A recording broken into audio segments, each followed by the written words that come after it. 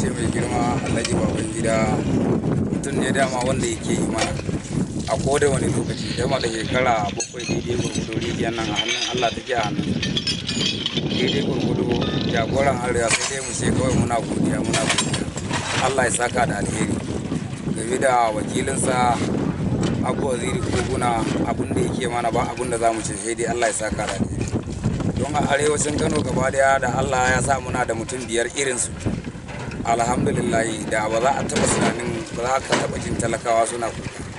Ya taimaka daidai gurgudu kuma yana yi, mutum ne mai gabaɗi, ba sai an sahi ba yi yake, sai dai mu ce Allah ya saka da alheri. Ni a Dola Mido a matsayina na wakilin Alhaji Babangida a mazaɓar babban riga.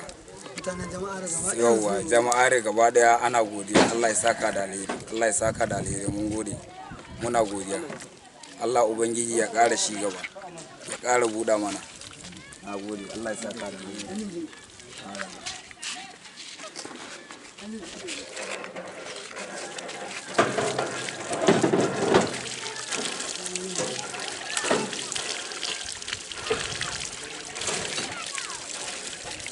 Iya,